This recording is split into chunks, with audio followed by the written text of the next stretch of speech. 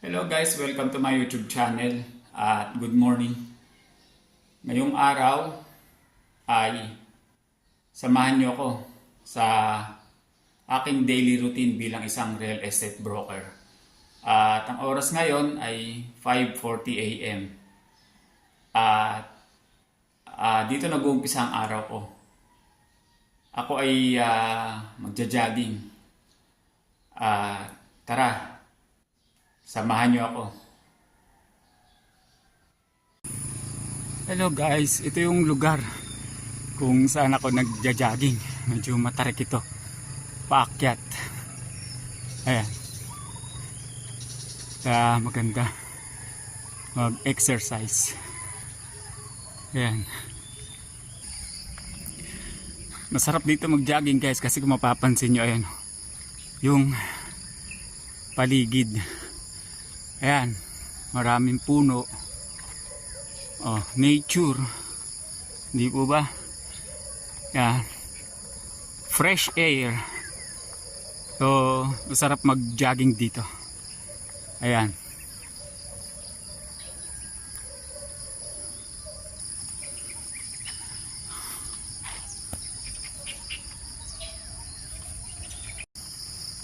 So guys, ito po yung lugar. Oh. Ang ganda. Dito ba oh. At ngayon dahil maaga, wala pang tao. Hindi ako pa lang. Wala pang usually mga jogger maya maya magdadatingan. Lalo ngayon Sabado. Ayan. Oh. Basketball court. Yan. Puro puno sa lugar. Kanya maganda. Ayan ang araw. Papasikat pa lang. Okay. Yan guys. Kita nyo. Sarap mag-jogging dito. Nature. Guys, oh, ang taas ng lugar. Tignan nyo. Oh. Yan ang view. Diba? Di po ba? Maganda.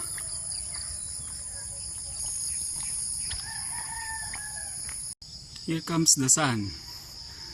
And guys, oh, ang haring araw ay sumisikat na. Ginagawa ko to araw-araw.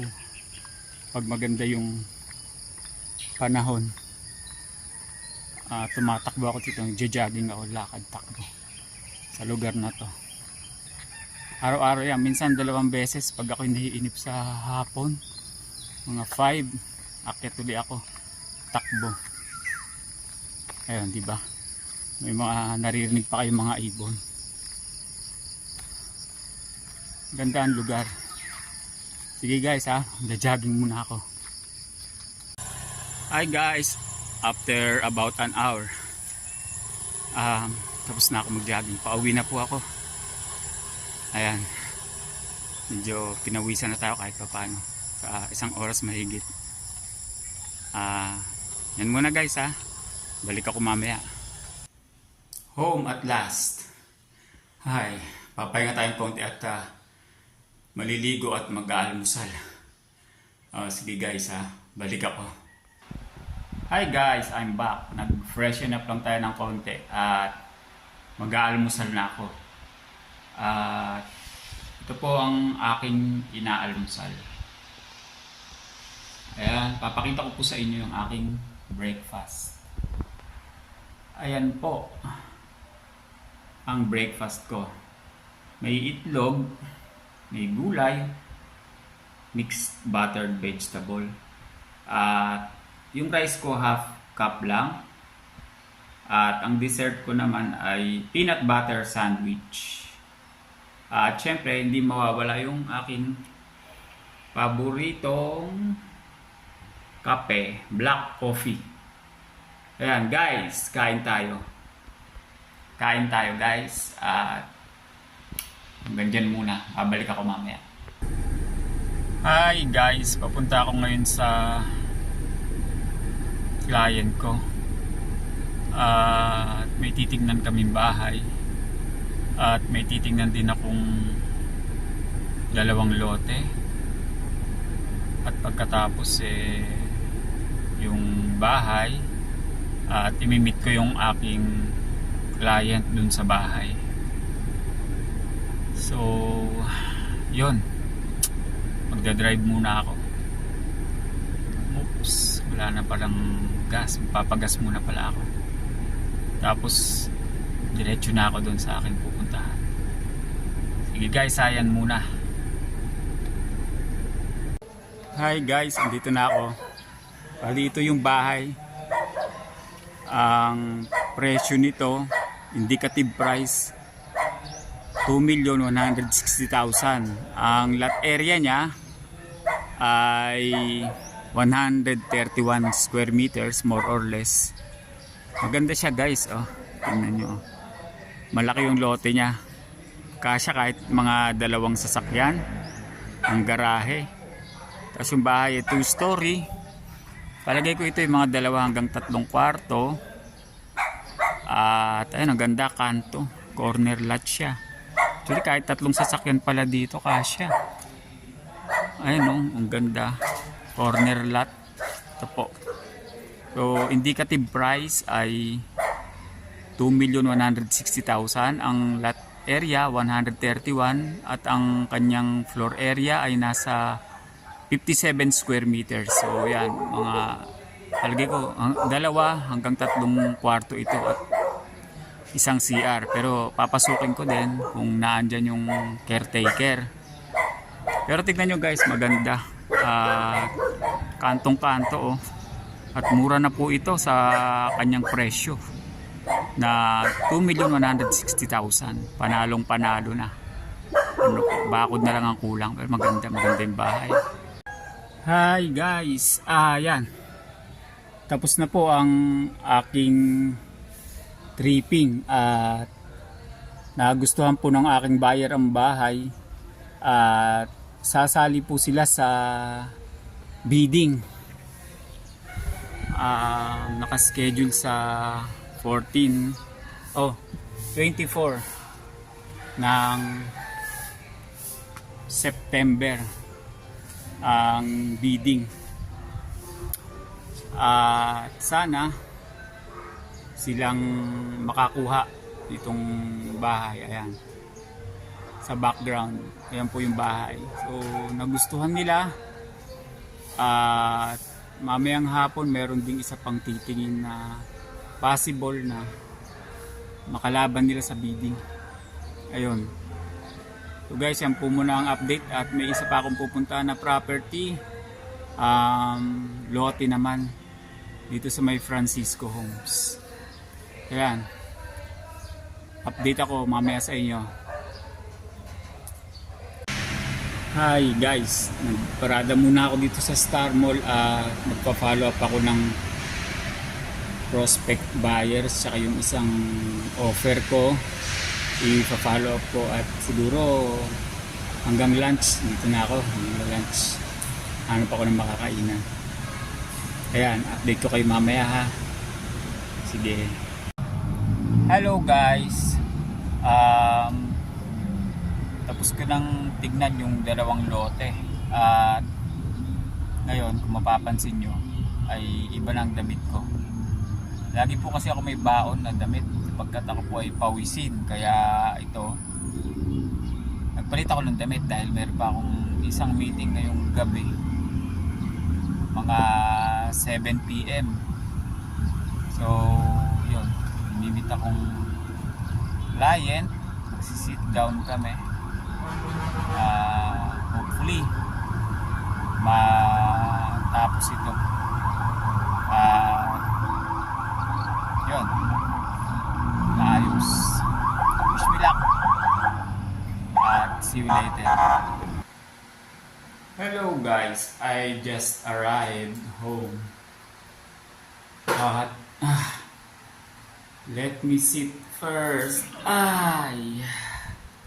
Ayos ang meeting at yun, awa ng Diyos, thanks God. Maganda ang na pagkayarian ng buyer at ng seller. Kanya ako ay gagawa ng earnest money agreement. At yung isa naman ay contract to sell. Pero baka bukas na lang ng umaga dahil gabi na. Medyo ginabi dahil nag-dinner pa kami. At pagkatapos, syempre, kwentuhan ng konti. Dahil nga, yun. So, close na yung deal. At yun na lang, kontrata na lang ang gagawin ko. Check pa ako ng email ko sa computer. So yun guys, ang aking a day in a life of a real estate broker. So yan. At masaya na medyo nakakapagod din, pero dahil tayo ay sanay naman sa mga ganyang transaksyon, not bad na productive ang ating araw, na tatlo ang transaksyon natin na ipupursu. So, may mag-earnest money, merong kontrata na, contract to sell, at yung isa naman, yung unang-una kaninang umaga ay sasali siya sa bidding. Okay, sa September 24 ang schedule. At hopefully, manalo siya dun sa bidding. So, what a productive day. Masaya. Kaya, yun. Makapagpahinga na din. At ang oras natin ay alas 9 na po ng gabi. Usually po, pagka wala akong ganitong labas, ang tulog ko po talaga ay alas 8 ng gabi. Kanya ako po ay morning person, natutulog ng maaga at nagigising ng maaga. Usually ang gising ko ay 4 a.m.